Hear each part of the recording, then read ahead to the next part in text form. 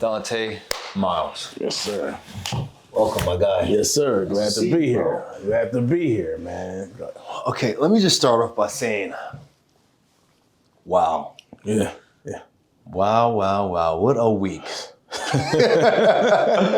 What a week. Yeah, man. There was a video circulating of your cousin. Or not. I say that I know. Facetiously. Then we have you and your outstanding speech or performance, I should say, because for typical council members, what you did is not something that typically will happen. No. Now, for people that don't know, you're a council member. Mm-hmm. How long have you been a council member for? 3 years, and it would be 4 months this month. Yeah. Got it. And typically, council members just sit up on a chair and they do their thing from that standpoint. Mm-hmm. You decided to take the initiative and head to the podium. Yes, sir. Tell what was going through your mind. What inspired you to do that? Okay, so I've been, as being a councilman for the time that I have been, I've noticed that our council body has a culture of not speaking and not addressing issues as far as the structure of council within itself. So as far as how we should operate, and none of my colleagues would question the effectiveness of it, yet, most of, if not all of the other colleagues of mine would all of them, all four. I'm not gonna play around with it. All four of them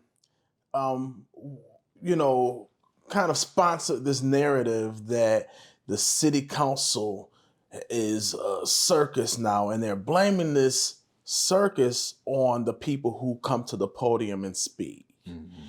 And me being one of those people who used to be at that podium, and I'm talking about years before I ever ran, I watch and see how unorganized our meetings are, not due to people speaking their truths at the podium, or even making a suggestion in the midst of being out in the audience, but how unorganized we are as a body.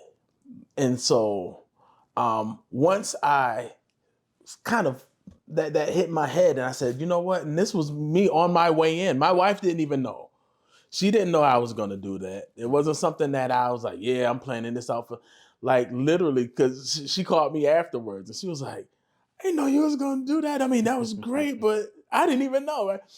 It just got to a point where I got tired of this narrative being placed out. It was gaslighting that got me to do it. It was too much gaslighting and pretty much trying to paint this idea to the community at large as if people are the problem, and them voicing their opinion. And then all of a sudden, the majority of council, passed this resolution that pretty much puts another level of muzzling and censoring on the voice of the people. Yeah.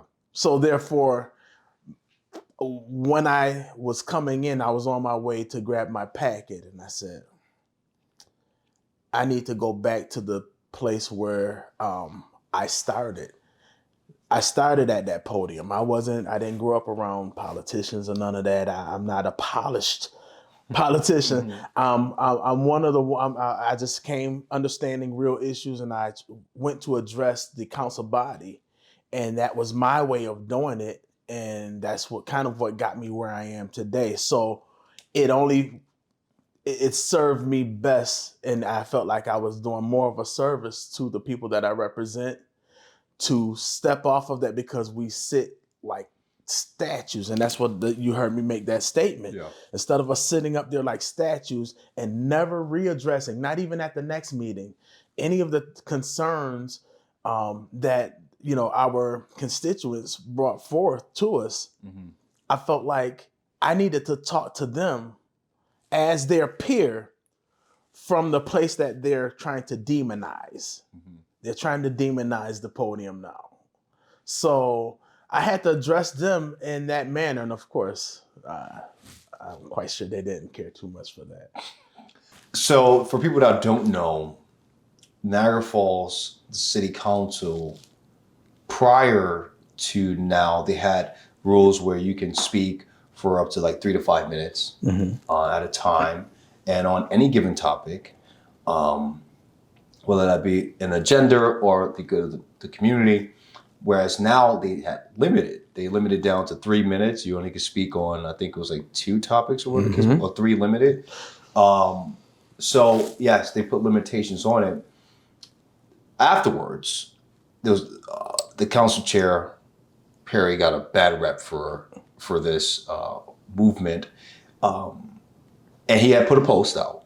I'm not sure if it was him that wrote the post, but it was on his account. He had so, help, yeah. No offense to Perry, but I just didn't feel like it's it not came his from him. verbiage. No, it's not. And so when reading the post, one of the things that was stated was that it's not by law that we grant the people the opportunity to speak. What do you feel about that? How do you feel about that? See, what happens is people tell you who they are. They tell you and people like that tell you who they are out in person, like right out in the public. So how do I feel about it? I feel like there's a great level of hypocrisy in all of that, because that wasn't your tone when you ran. So let's just play the other side of the field and say, okay, well, let's say, we don't have to grant you this opportunity to speak or whatever. What were you saying when you were running back in 2023? For the people, we want to make sure we listen to your concerns, and well, he used my name, and I have to just, I'm gonna be very straightforward. He used my name his whole campaign. It was more so, I'm just running because I see what Dante's going through, and I want to give him some help. That actually was the literal verbiage that was said during the Democratic endorsement meeting when him and Brian was coming for the endorsement, because I was in the committee as well. Those were literally his words. And so to hop on and flip the script completely, it's just, he shows that he can switch up on you in a matter of a heartbeat. Yeah. What do you think the reason is that they switch up? Oh, well, you want to sound good. Why would they change? I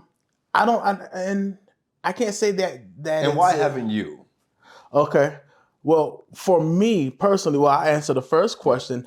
Why do they change? See, what happens is when they're campaigning, a lot of times they want to say things that they feel people will want to hear. So everyone talks about transparency. Everyone talks about accountability. Everyone talks about just open government. We want to make sure that, we let you know what's going on with your funds and so on and so forth. And then once they get in, they know they have 4 years. So it's like, I think they believe that people are foolish or ignorant when they vote. So once I get in, we keep people away from our meetings as much as possible. And I vote whether it's a party or whether it's a certain interest or whatever, a private interest, I vote how they want me to vote, how the people who I'm connected with. And then around that 3rd year or so, going into the 4th year, going into a 4th quarter, then, I start kind of switching up and changing back. If I want to run again, I need to start sounding like I sounded before I ran. If I want to gain that support system again, I need to get back to my original tone. And then what happens is they realize, and that's why, hey, the people won't know because they don't show up. And they'll forget what I voted on 3-4 years ago. You know what I'm saying? So overall, that's so I don't necessarily say from the inner portion that they've necessarily changed. I think they use the people during the voting process, during the campaign process, during the election cycle to, use or kind of take advantage of their ignorance and give them what they want verbally so they, can vote for them. And once they get in, then the true them comes out. So it's not necessarily a change. Got it. It's more so I, shifted a little bit just so I can get this vote. Once I'm in, then I'm gonna do what I really wanted to do from day one when I first started. And I'll let you complete the question, answering the question. Absolutely. But let me interject here. A lot of the times where I see is that it is very easy to get the people to vote emotionally, and they know that. So that's why they can abuse you for 2 to 3 years. Fourth quarter, like you mentioned, that's when they want to be nice. Nice, yeah. That's why they want to say, "Hey, baby, come back. Right, I got right. you. I'll take care of you." And then you get them in the house again, and then they will abuse you again for the next 3 years. Yeah. So I understand that that's the problem with most people in the community, is that we vote emotionally, Right. not practically. Right. And I think when people start looking at things for what they actually are, start paying attention to how people actually move, then you start voting accordingly. Right.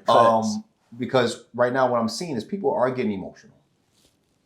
Unfortunately, it's not analogous to what the administration wants. Right. It's going against the administration Right. right now, but it's all emotionally. And I'm okay with people showcasing emotion, but I'm also, you have to understand that if you really want change to something that is advantageous to you as a community, you have to look at it practically. Right. So how do we move forward as a community and say, okay, I'm voting for this person based off of merit, not emotion. Right.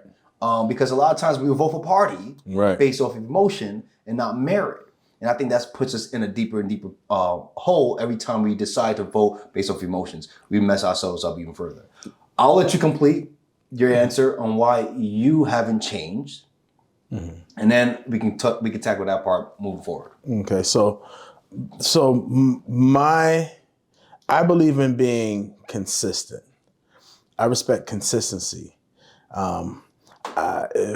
If my why is huge, my why as to why I'm doing what I'm doing, why I put my hat back in the ring for, again, for public scrutiny, for, armchair quarterbacks, people who judge how I govern or how I, my role or my portion of governing, and tell me what I'm doing wrong or whatever the case is. To do all of that, again, my why is the fact that my family and myself, we live here, we own here, and we're vulnerable here. Where you lie your head down to go to sleep at night, once your eyes close and you're in that zone of sleep, you're no longer aware of your surroundings. You can't protect yourself. You can't. You're oblivious to what's going on around you. That's vulnerable. Where I choose to be vulnerable, I need it to be safe. But then where I choose for my kids to be vulnerable, I need it to be thriving. I need it to be fair. I need it to be a place where my kids will be okay to even want to stay after my daughter graduates in a couple of years. Yeah. You know what I'm saying? Yeah. And right now, the way the city is, it's not. It's not healthy. The city is sick. And it's being really driven into the ground by toxic governing and a level of apathy as well, because there's no true accountability being held. You just have the same few people that show up. So to answer that question is why haven't I changed? I can't. It's not in my DNA. My dad and my mom and my stepfather and just people that were like, and my uncle, people who are in my love circle that helped raise me to who I am today. They taught me those values to always be who you are, be true to yourself, and whatever you do, make sure you do it with the spirit of excellence and do it with integrity. And so all of the backdoor deals, that's not integrity to me. All of the, paint a different picture for the people to see so we can hurry up and draft this in and throw it in and pretty much care less about the long-term ramifications of these actions. That's not cool with me because that's not who I am. Yeah. So I can't change. I don't have a choice. And again, my family is my fuel. So, it's like jet engine. You're going to get all of the energy. You're going to get everything that I have to give because that's my why. So my why is bigger than anything. So my kids, my wife, my family, my parents, their future here in the city of Niagara Falls is not for sale. I cannot be bought. So you can't change me with a job, with a promise, or any of that. There's nothing the mayor or the administration can promise me. And, as far as jobs and all of that, I'm a hustler. I know how to, I'm a musician. I cut hair. I know how to get it if I need to get it, so I think that's the biggest thing that kind of may upset the maybe the administration or those string pullers in the system because of the fact is I'm not one that can be controlled. Correct. And so for me, and I'm okay with that. I rest well in that. I know how to decompress before I leave City Hall and come back ready for more when I got to come back. Because I know who I'm representing. I'm representing the entire city. Yeah, I think the establishment is upset with people that they can't control. Very much so. And because I'm not a part of the establishment, and that's the part that, I pull what they consider power from that. Yes, things still get voted in. However, it's not voted in with as much ease as it used to be. Because what happens is you had people who are willing to go along just to get along. People who are willing to, I don't want this term of mine to be a tiresome term, so I'm just gonna fall in line and whatnot, and I don't feel like dealing with, well, if you don't feel like dealing with it, you shouldn't have never put your hat in the ring. Your skin needs to be thicker than that. And so for me, that's why I came in it with the idea and the thought process of, I know what kind of hell I'm going to go through. I'm willing to, because I'm cut from that kind of cloth, I'm willing to go through it. So that's why I can't change. It's not in me. It's not in my blood. Let's circle back to this video that was going around. When you seen the video of Miss Myles, Bridget, how did you respond to it? What was your inclination of it? So, as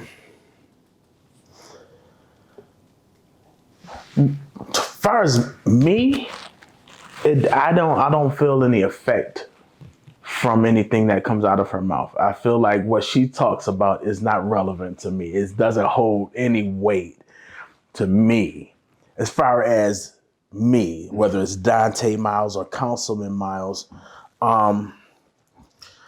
but I felt troubled watching it. It was almost uncomfortable. I'll be honest with you. I've never met Bridget Myles, and I very cautious on speaking about anybody negatively. It just wasn't a good look for her. No, it definitely wasn't. I think, when you shout out clergy and then you go full sailor mode in this location, Yeah.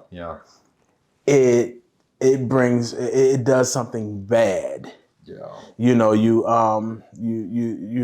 shouting out, pastors and leaders in the churches. While simultaneously cursing up a storm. And then literally, and I'm not talking about those soft curse words. No. These are the curse words that would make your grandma pop you in the mouth. So it was one of those things where it was uncomfortable.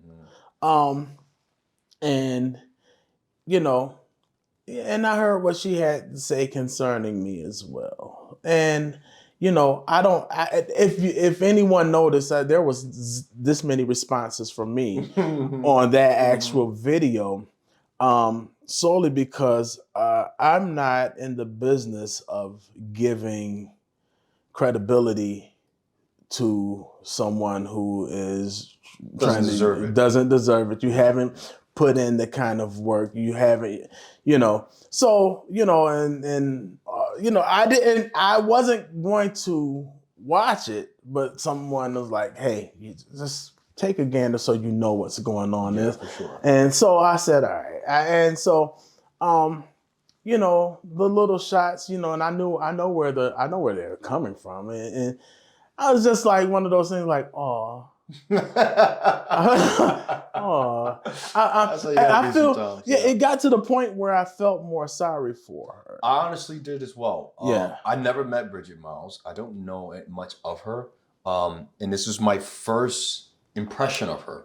And when I seen this video, it was just appalling to watch her commit political suicide. Yeah, very much. And I say that reluctantly because, again, I don't know Bridget Myles from a hole in the wall, but I would say that it was just not a good look at all. And on many levels, like I have, I'm kind of cut to the side a little bit. I have a father named Gilbert. I'm sorry, I didn't mean to put your first name out there. Bruce Myles. My dad, Mr. Bruce Myles, who I got my last name from. I didn't see it. Now, I didn't see it necessarily go heavy into the detail as to, I made a post. I said, public service announcement. I see that. And let people know she's not my cousin and the reason why is because one of the videos that we had seen on The Reporter of her engaging in private conversation, it showed that she's using my name when she's meeting people in person as if, oh yes, Donta Myles, that's my cousin, and da. And I'm like, okay, so this wasn't just something that was just a political move that she just kind of threw on a Facebook post or something like that. If you're going and you're knocking doors, you're trying to, solicit, support from people utilizing your name, my name. And I said, well, not your name, because you both share the same name. But utilizing this idea that there is blood relation to us. So with that being the case, that's what prompted me to say, you know what, let me just clear the air and let me tell what the truth is. No, she's not. That is all. As you were. Have fun, you know what I mean? But I just want to put that out there. And then it was like, so then this video comes out and it's like, oh, he's denying me because, and yeah, I don't understand that at all. To me, honestly, it's just weird that if you say we're not related, but you keep telling people we are related. It's just, to me, you're reaching. It's really weird. Right. And then you're reaching for clout. Yeah. You're reaching for credibility in some manner by saying that, hey, I'm related to this person, even though he's saying he's not. Weird. Like, why are you? Just let it go. Then. Right. Let even it if we were cousins, I'm just like, I guess we're not. Right. Yeah. Weird. So that video within itself, it was, and it showed. I mean, and the whole idea of how she linked herself to the mayor and administration, that was it was a lot. Yeah. So, and I don't know if that because I don't want that because I don't link to. No one's gonna hitch their trailer to who I am and my name or any of that. You know what I mean? Mm-hmm. So it's like, hey, so for overall, it was one of those things where run your race, run a clean race, and then we'll see who makes it to the finish line. But don't do all of the trickery and things like that when I know kind of where the genesis of you even running comes from. All right, circling back to the cultivation or relegation of the speech, as you will, in city council meetings. Do you have a reasoning on why they did that? I do. I feel like the reason it takes away how, especially when it comes down to how many people can speak on one agenda item. So it used to be to a point where you could, if an agenda item was a hot topic in that room filled with people, everybody who wanted to talk about that agenda item could come in and sign up because it affects everybody differently. So to me personally, that whole idea of shutting it down to 3 people per agenda item, it takes away the visual and it takes away how much of a concern a specific item could be. So let's say, the room fills up about this specific one item and it's affecting everybody in the room. Well, on record, it only affects 3 people now because you're only allowing 3 people the opportunity to speak on it. And let's say 3 selected people that, they don't care too much about it. They might come in, or let's get 3 people to come in at 5:00 and sign up for that agenda item. They can come and pretty much hold hostage that item to them 3, and we support it. We support it. Oh, it's a good item, blah, blah, blah, blah. And you'll never hear from any opposition.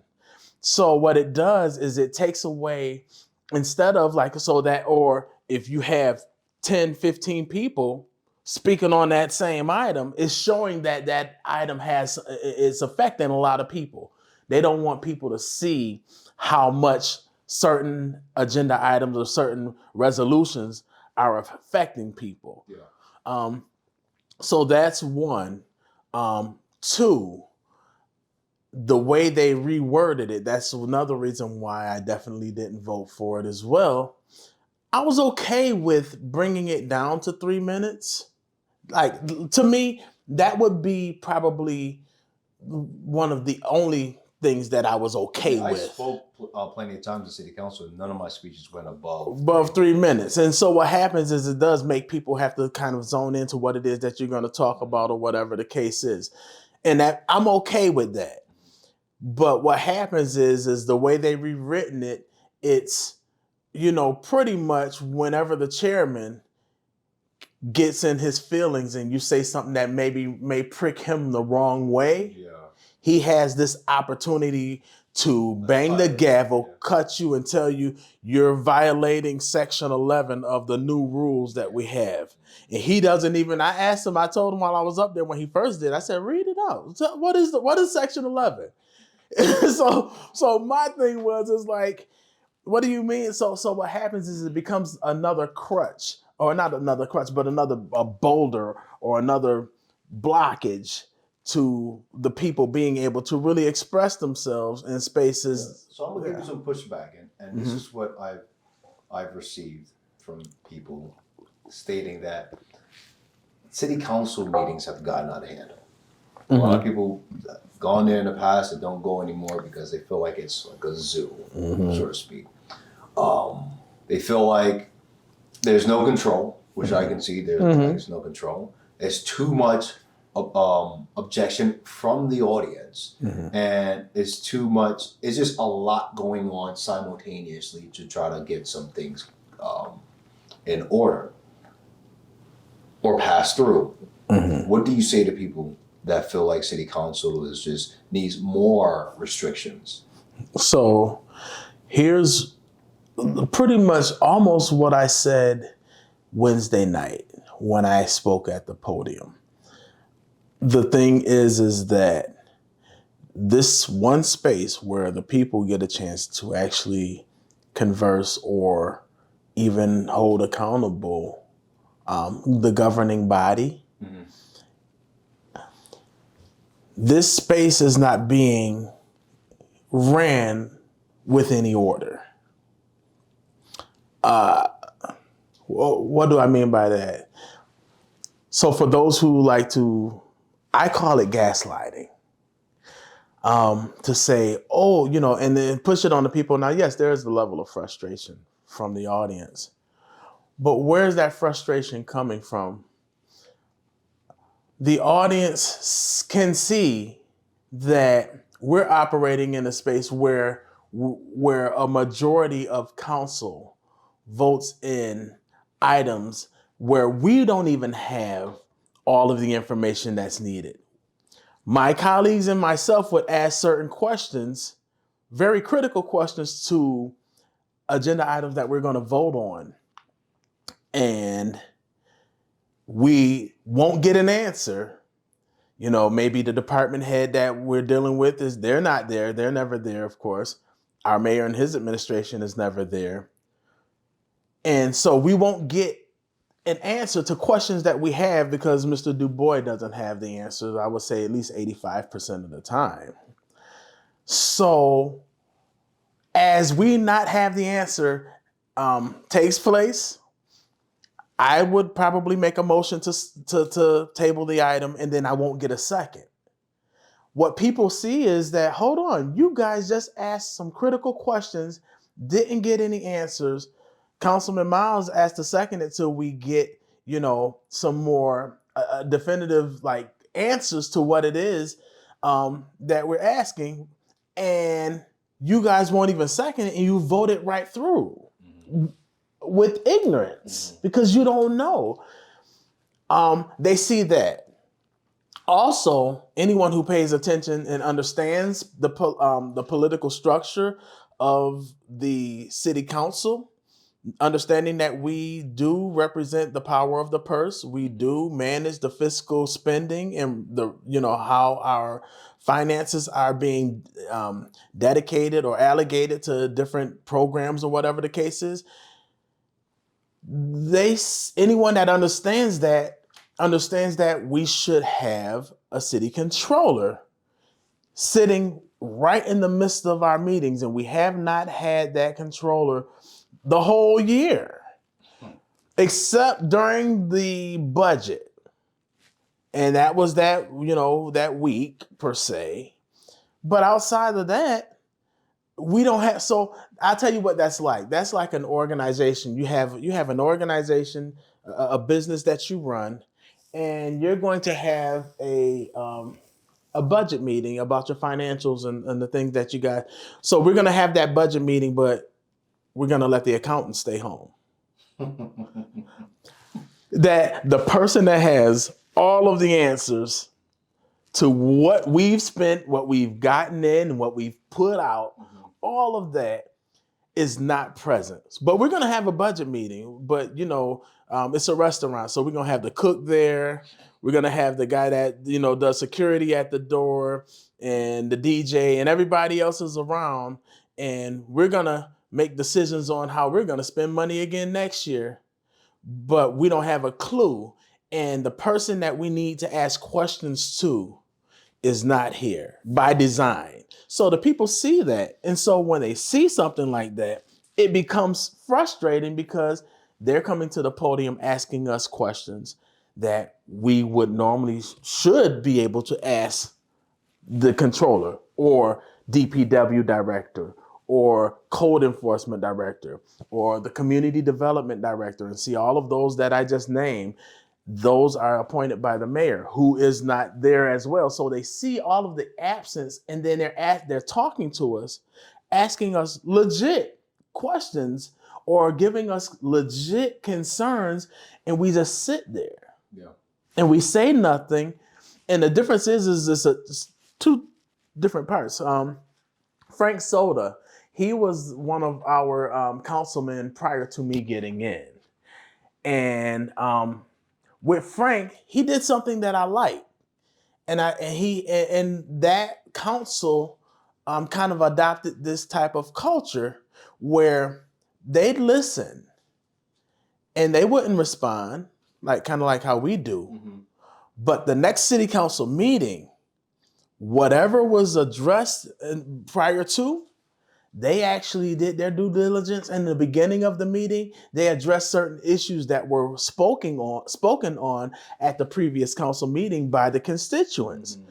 And what that does is it shows that, we're actually working for those who have put us and elected us in office. They're not seeing that now. All they see is, and they're seeing the deterioration of our city still as well. It only has gotten worse and nothing has changed in this body. So, why do you think it is that the mayor doesn't show up?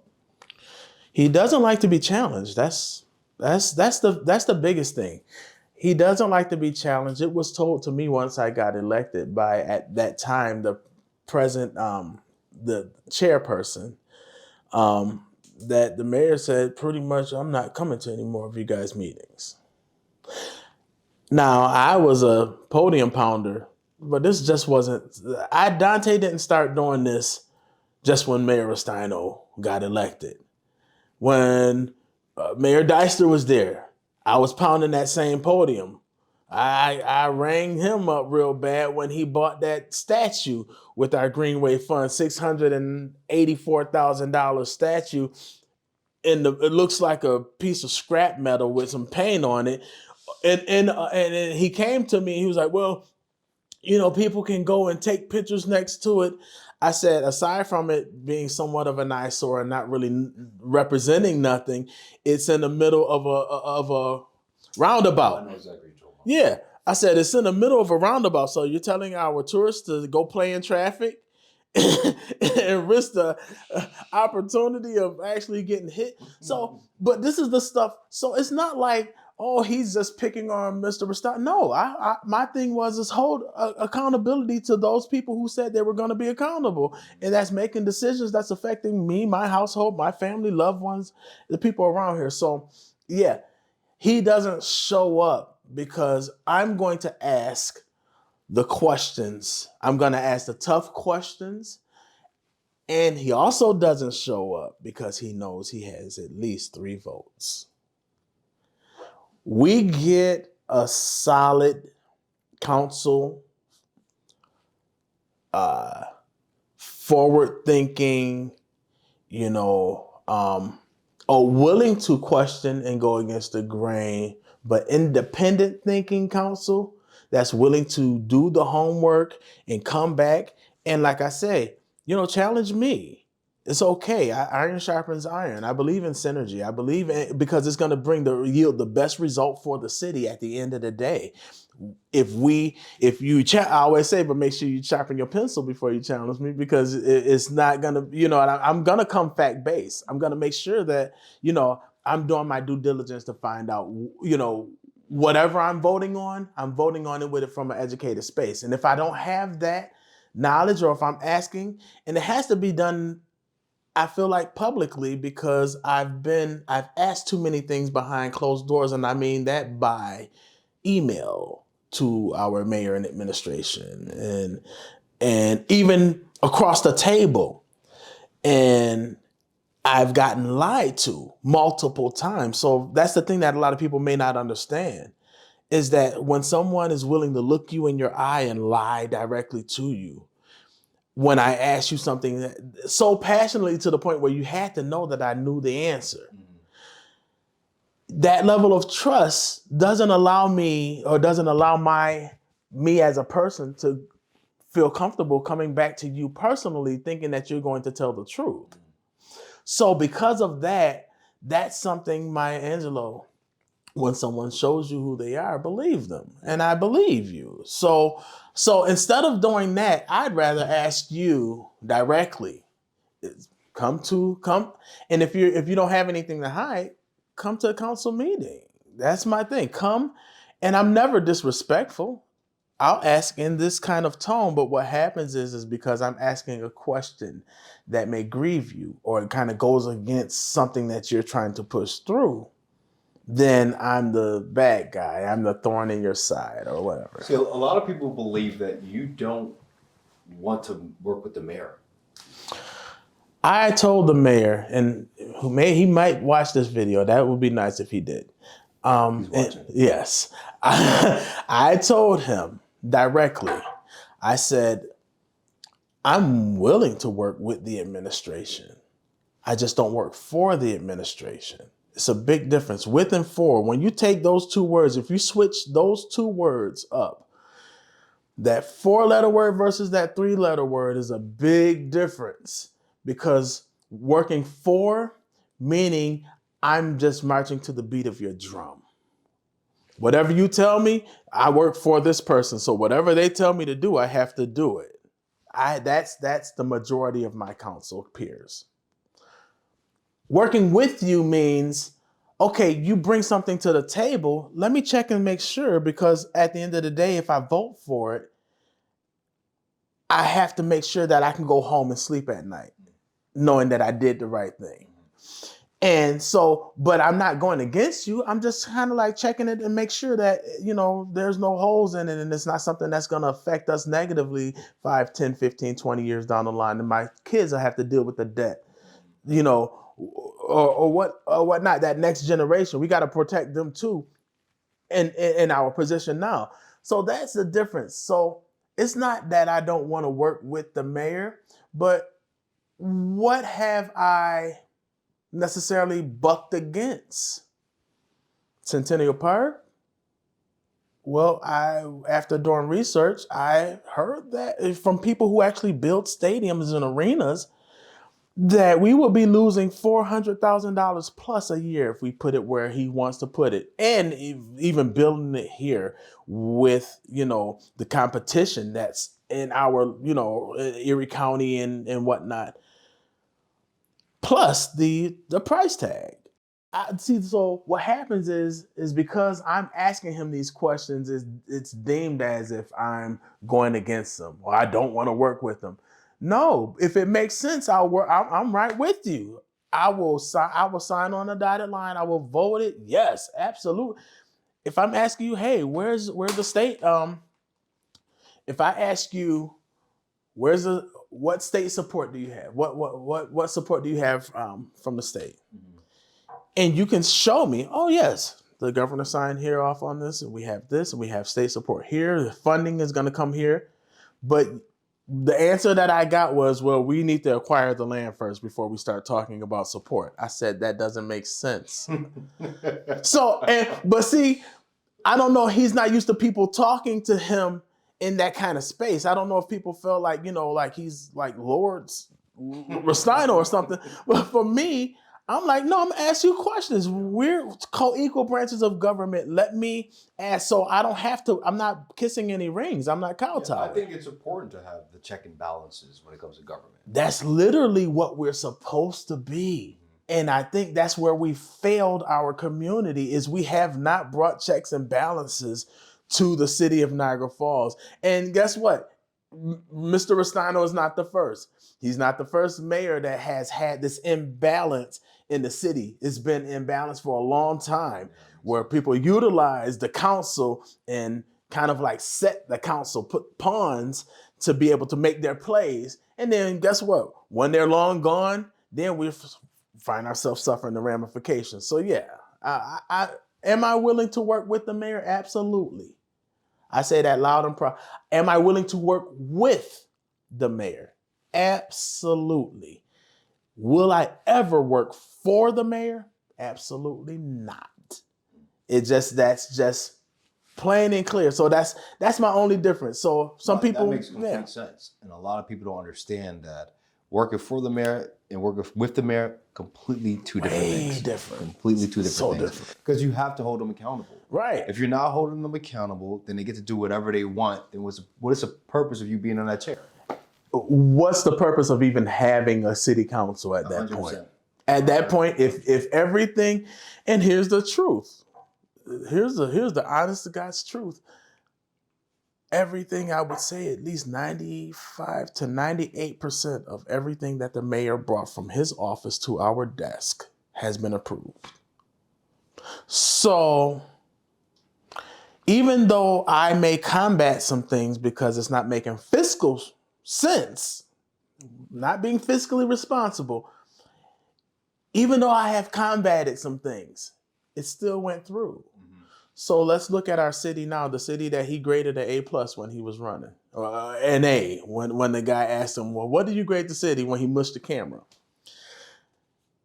Well, if we look at the city of Niagara Falls right now, and if everybody were to be completely honest, would we say that our city is anywhere near an A? Absolutely not. Absolutely not. It's not. So my thing is that we can't sit back and play and keep telling people or trying to make people think that, oh yes, it's wonderful here. No, we have a lot of work to do. It's just that nothing has progressed.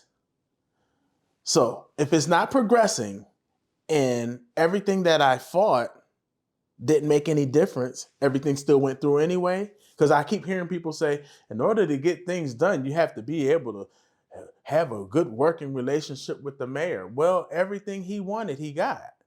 Whether I liked it or not, whether I disagreed, whether I pounded the podium or whether I, beat the dais, he got everything that he put through. So whose fault is as to what our city looks like today? It's not.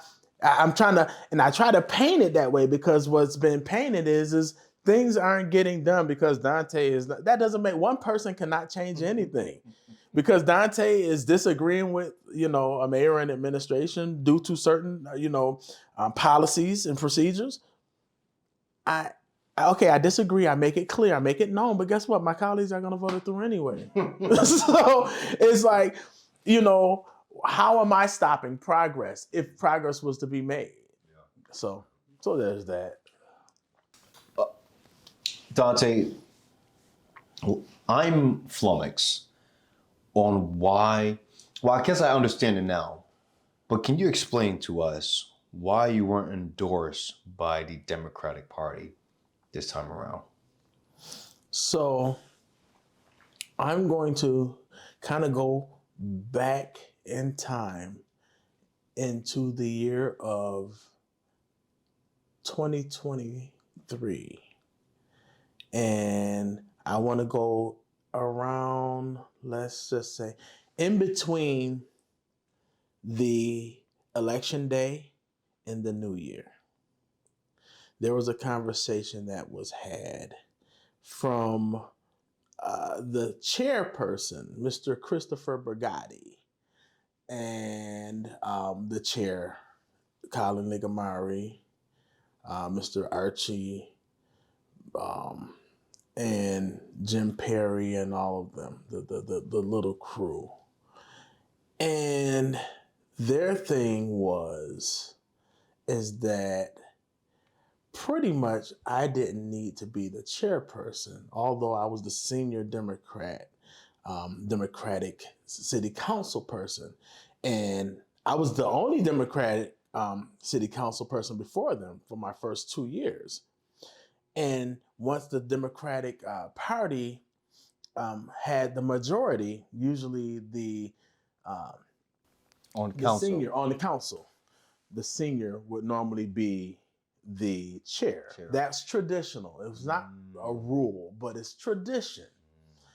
And because I wasn't going along with the mayor and waves we were clashing, they decided that I shouldn't be because of that. Not understanding the credentials of being able to lead, and that I've been in the seat for the last couple of years and I understand how the process is. I understand these rules and the Roberts rules that they cherry pick and all of that other stuff.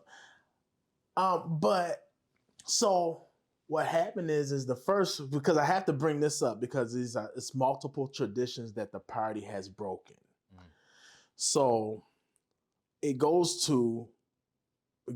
from this whole idea because we got to be able to work things, get things done. So they chose to put Jim in the seat of the chair once they got elected. And this is his first day ever being on the job. So that's like getting hired at a job and then we're going to make you general manager of the store. And you've never worked in the store in a store in a day in your life. I did not know that. That's so the inception of Jim coming on, he was the head honcho, so to speak. Yeah, on council. right off the top. So his first day in, he's chair. Wow. Actually, he and Brian both, since we're here, I mean, I got to tell the truth. He and Brian both during their whole campaign both vowed support to me being chair during their whole campaign while they were running. Once they got elected, those conversations from the upper management, I guess, of the party began to happen. So we look at that. And so now it kind of showed me, okay, this is how that works. So, and this is a party situation. This is not, and so I just continued to be who I was. I just, kind of paid attention to the new candidates who are the new elected officials at that time, which was Brian and Jim, see if they were going to, not just vote clearly in favor of an administration, but just kind of testing. And I seen the similarities that I seen from the rest of the council. So I'm like, okay, I kind of figure I just have to continue. And at that point, you have to work harder to keep things untied. So a toxic culture doesn't become a knot that someone can't get out. So I just kept being who I was. And then I announced in August that I was running. So I wanted to get it out of the way because I didn't want, to kind of cut into the shine of someone else's announcement. It's like, okay, Dante's guaranteed running again.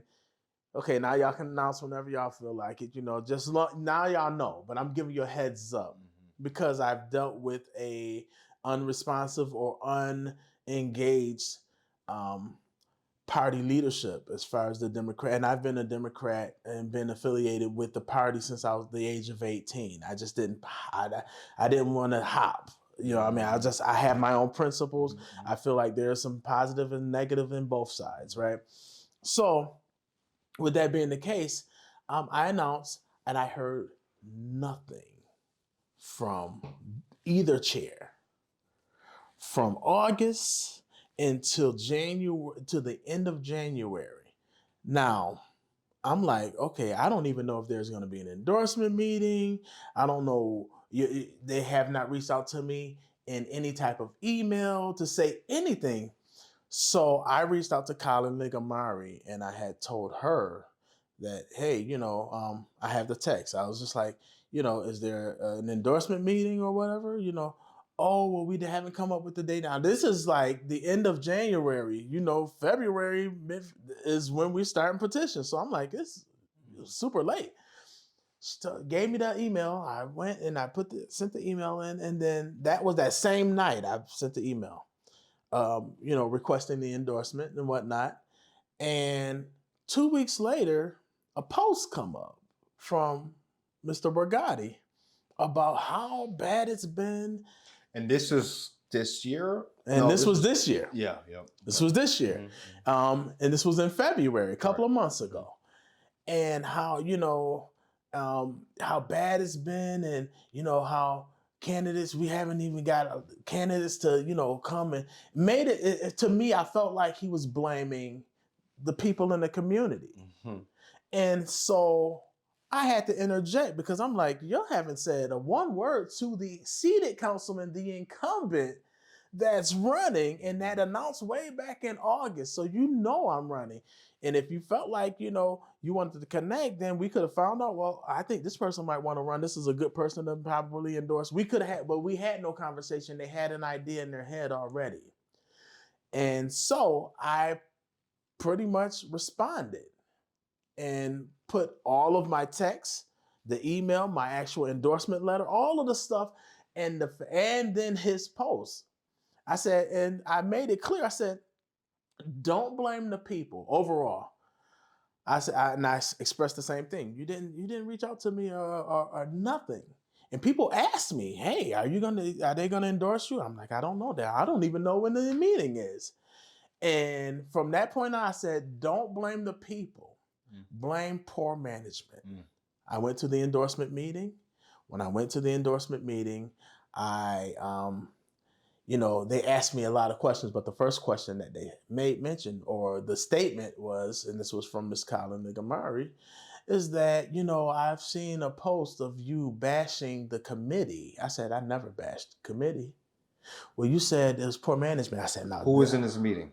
This was pretty much the committee of people. So it's about 20-ish people. So this is for the endorsement. This is for the endorsement meeting.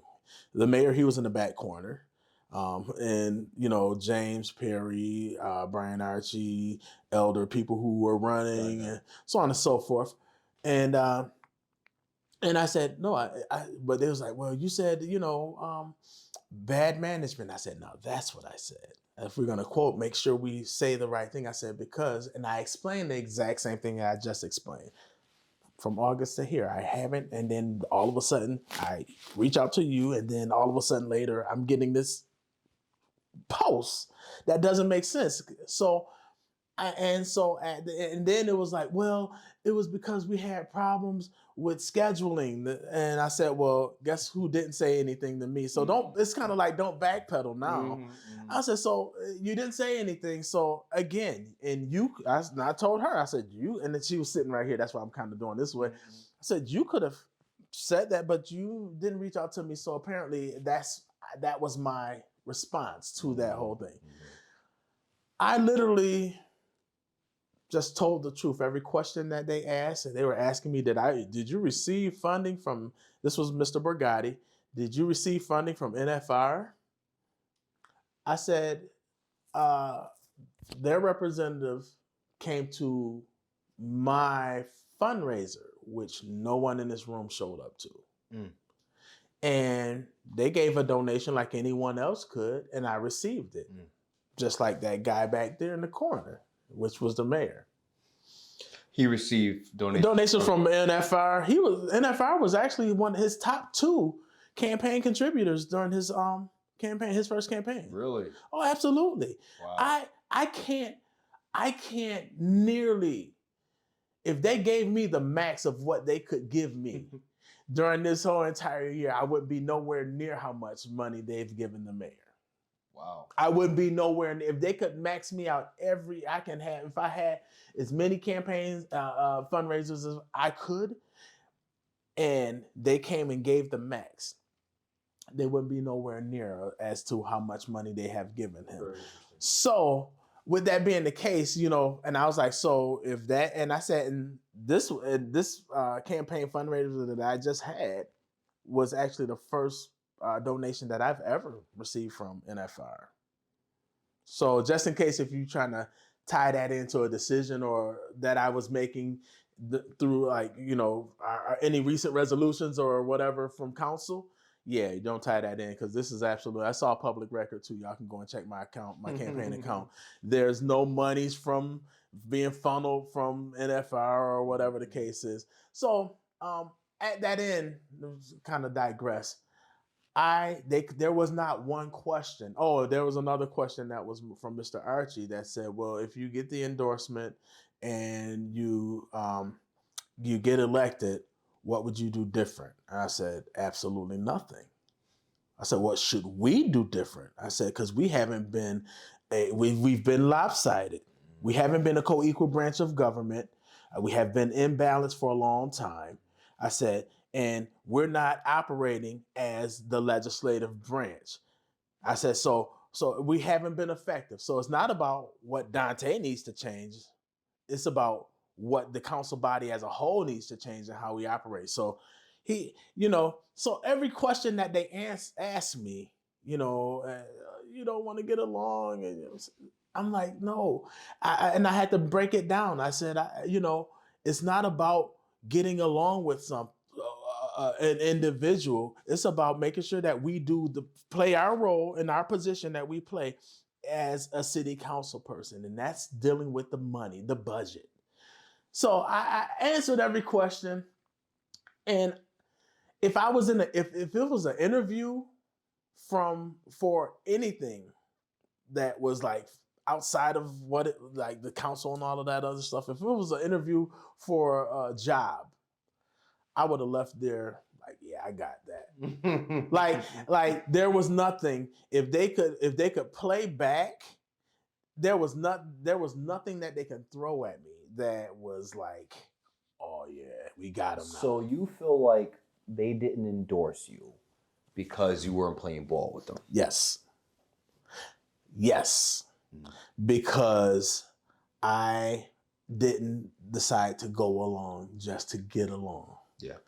That was the main. So therefore, 3 people, and I have to say this, and that's till this day, 3 people, the 3 people that were endorsed, these are 3 people that still have not shown up to one city council meeting, has not been at one city council meeting since I've been in office. It's kind of like make sense. So, like, when do you show up? Who are these 3 you're referring to? So this would be Bridget Miles, this would be Noah Munoz, and this would be John Kinney. These 3 endorsed candidates. Now, I usually don't say names, but it's okay. Oh, But no. It's good. No, it's good. They have not shown up. And I think it kind of baffles me for a job position that's going to give you some free training where you can actually come in and live in the space of where you're saying that you're interested in actually operating in. Yeah. To see how it operates is different than watching it on YouTube. Yeah. To be there and to understand how that role is. That's literally being in the battleground of what's happening in the city. Yes. You get to meet the people, you get to see the opposition against the opposition. You get to see the agendas that are being pushed through and how people are fighting back and what they're saying. You literally are immersed in what's happening in Niagara Falls. In the heart of it. But you know, the biggest part is, and this is what baffles me more so about them, and this is what makes it different than watching it on YouTube or on a school channel, is that when it's over, you can come and see me.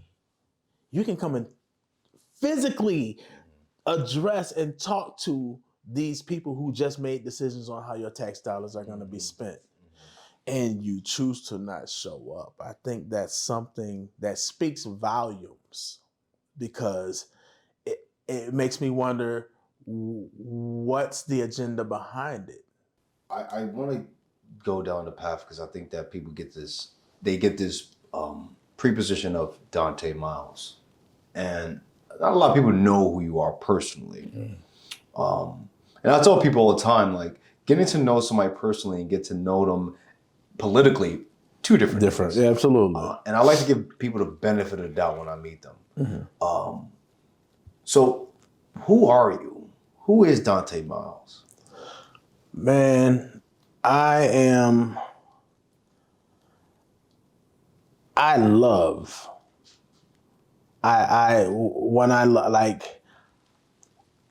family. I believe in fairness. I'm a father, a husband. I'm all about family. You know what I mean?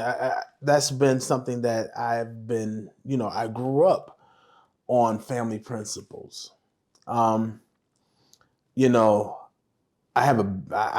feel like I have a big heart. You know what I mean? And I'm very caring. There's the open aspects. I'm a musician. What kind of music you play? I like any. I love any. I mean, not and nothing against it. Everyone has their own thing, but the slow, drawn out country, I'm not too big of a fan of that. But there are some country country hits that smack really hard, and I'm okay with it, you know. But I've played for a Southern Soul Blues band, Miller and the Other Sinners, for like 2.5 years. We did some touring and whatnot. It was a tour band, and I'm talking about down the East Coast to Oklahoma, New Mexico, Colorado, Arizona. What did you do in the band? Bass. I Really? played bass. Nice. But I'm also an organist. I've been an organist. See, but I grew up in church. So let me go back. Yeah. So this is the Dante. I'm a pew baby, really. You know what I mean? I grew up in church. And I was always into, my mom could sit me like in one pew. And if the music hitting, she could go sing in the choir, do whatever she wanted to do. And I was like zoned because I was always into music. So music is a very intricate part of like who I am. So I've been playing, I've been playing keys since, I want to say, at least dibbling at it since I was like 14. So over 30 years of that. And you know, I started off playing the drums in church, and then all the boys started fighting over the drums. So I'm like, I'm not fighting over no instrument. I'm like, yeah, crazy. So I picked up the bass. To me, that was the next best thing. So I picked up the bass and just started learning it. Self-taught, was you know, hearing it out, hearing what sounds it is, and then listening to music. I have an ear to be able to hear, so I'm able to pull out like silence all of the bells and whistles in a song and zone in on a specific instrument so I can know what I'm playing or whatnot. And then I started doing that. I started playing for community choirs and stuff like that. The Niagara Falls High School Gospel Choir. When I was there, I was in high school. I was playing bass there, and Malcolm Wilson, Joshua's generation. Shout out to Malcolm. Tim Wilson in Divine Fellowship, God rest his soul. That's my bro that passed away. He had a choir. I was the MD of that. Just been playing around in different churches. Elam Christian Fellowship in Buffalo. Shout out to I used to go there. Oh, I used to go to Elam. Yeah. Bishop Bronner, that's a solid dude, man. I mean, oh my God, he's smart just like amazing teacher, man. Yeah. I was there playing for a couple of years. Once Kevin Camp went to Berkeley, I took his place as an organist, and that was from going from the annex into the actual building right when the building first got built. I was there, Bethlehem. That's where I grew up with. I played at Word of Life for about 15 years. I played at St. John's. I'm no longer playing there, but I've been there I was there for nearly 8 years as well. So music has always been heavy in my life. Like I've been hardcore musician. I feel like I'm somewhat eclectic. I like different styles of music, so I can play samba, jazz. It doesn't matter. I can play gospel. We can go into a rock groove. Music is always going to be music. You know what I mean? And so that's that. I have my 2 kids. You know, I have my Dahlia and my Dylan. You know what I mean? And those are my gifts, man. Those are my gifts, and they, they've endured a lot through this process as well. You know what I mean? And sometimes people may not understand the sacrifice. You know what I mean? I'm not just like a weekend father or anything like that. I'm very engaged. So, me out here, you know how it is with petitions and stuff like that. It was tough because it takes away a lot of time, So, and I've had the conversations with them, and literally this past week, I sat down with both of them and I thanked them. I was like, and it was they're 12 and 15, and I had to tell them, I was like, I thank y'all for being patient with that, because it was a lot of times that, I was there, but I just wasn't there. You know what I mean? Because you just, you have so many other things going through your head, and you're trying to get these numbers. You're trying to call people, hey, I need, you want to sign my paper? So it's just like, and then you have the whole, the party situation and the challenging and so much going on that you're physically somewhere, but you're mentally like gone. So and so I always appreciate them. And just family. My mom and my dad. Uh, my family. I have my aunts, my aunt Hattie, my cousin Lola. They're big supporters as well. But let me talk about the biggest supporter that I have, and I have other supporters too. And so it's just sometimes you don't want to start naming names, Yeah. but so if I don't shout y'all out, you know what I mean, charge it to my head, not my heart. It's not personal, right? But my biggest support system by far, it has been my wife. Like when I tell you, like, going through this process and being a councilman's wife, being for someone who cares a lot about the community overall, that sees a vision of a better Niagara and tries to fight for that, even though he has to fight through so many different obstacles along the way. And for those people who are pulling at me left and right, she's been like a gem. She's been a solid rock. And, she's been out there with me on the streets, like when it came to petitions. My first event would not have been nowhere near what it was as far as successful had it not been for her, because she stepped in. She's a caterer too. Shout out to Pink Apron. Listen, she cooks. So and it's very, like, she's so solid, but she's been a support system when I get home from all of this. Because you go through what you go through. You have, whether it's attacks on social media, whether it's, your colleagues trying to make you look like you don't know what you're talking about, or and trying to paint an image as if, something negative about you in the space where you're operating. And you have all of that. Then you have newspaper clippings and articles and so on and so forth. And then you have people pulling, either jabbing or pulling, and, hey, I need this. Can you, this tree in front of my house. There's a person that's parked across the street for the last 3 days. And I'm like, that has nothing to do with me, ma'am. but you going through all of that, then I get a chance. But when I go home, I have peace. And she has been that for me. So shout out to Sabrina, man. That's my rock. She has been, along with a lot of other people who have supported, but she has been that A1, that just like solid level of stability. Yeah. You know what I mean? When I'm gone, she's there with, when the kids I take care of, she's making sure the kids are good, because I got to be out here and I'm running here and I got to do this. So I don't have to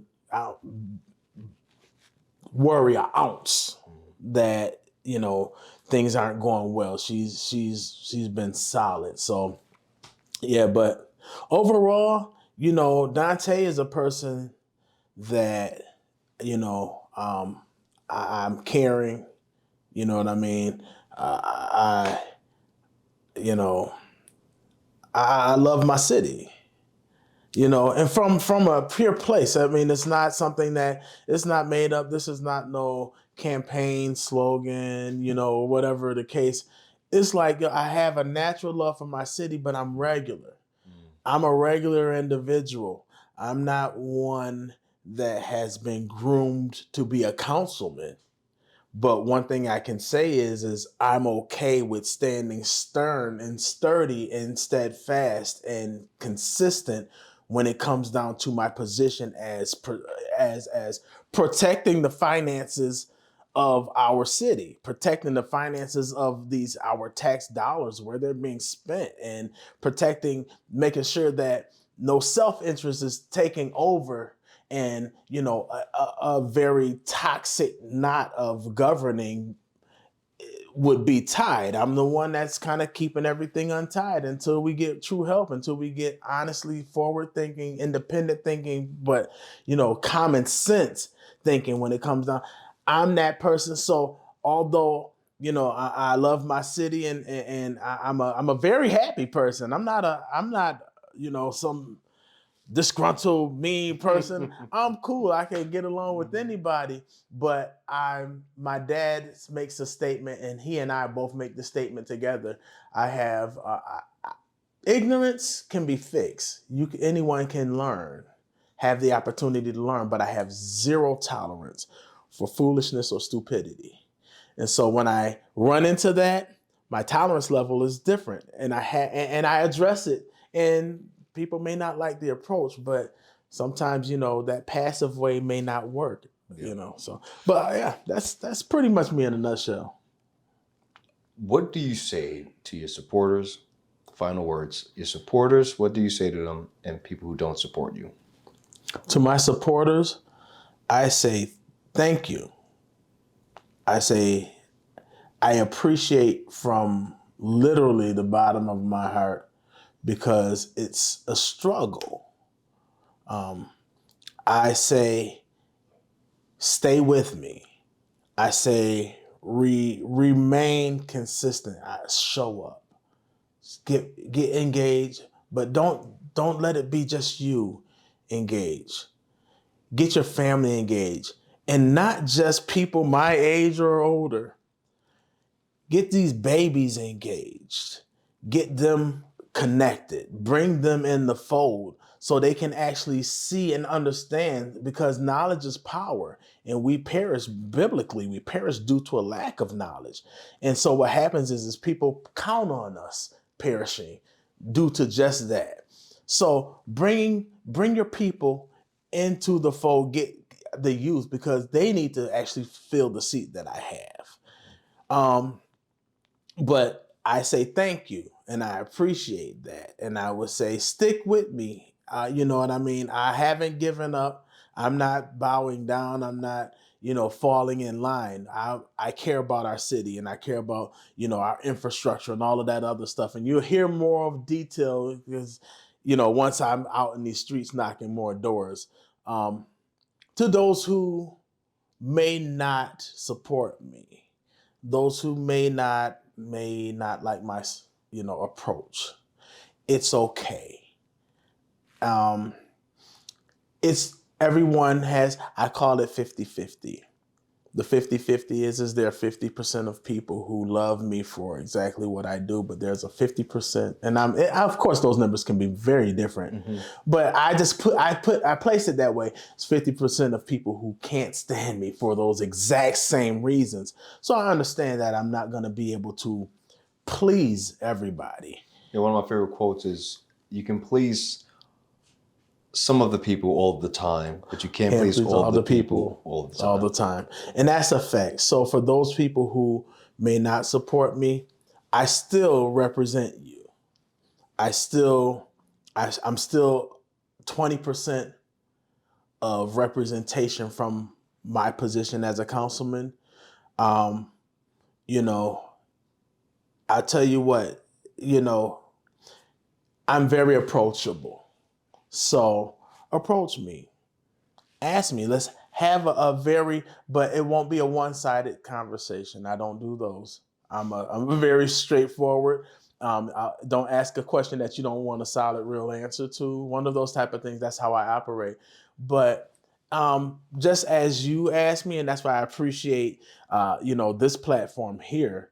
And hopefully I'll be back and sharing more stuff. Absolutely. For sure.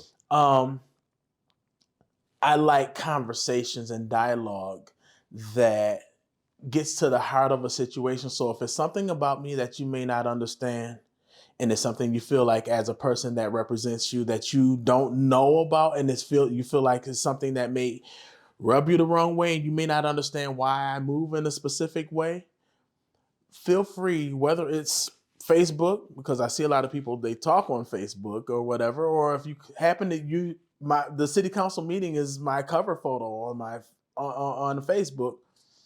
Meet me at any of those meetings, and afterwards, if you have that question that kind of like, what is it, or why do you? I'll be more than happy to answer that. Mm-hmm. But for the most part, understand that I understand if you may not support me, I'm okay. You know, there's no hard feelings. There's no hard feelings. And maybe I hope within the next X amount of time, you know, that you may understand why I do or why I move the way I move. And, you know, so I might be able to garner your support at that time. But at that point, at this time, I try not to focus any energy on or any mental space on those who may not support me, because everyone has their own ideas, their own opinions, and they're entitled to it. My man, Donta Myles, thank you so much for coming, bro. Appreciate you. Thank you for having me. That was excellent.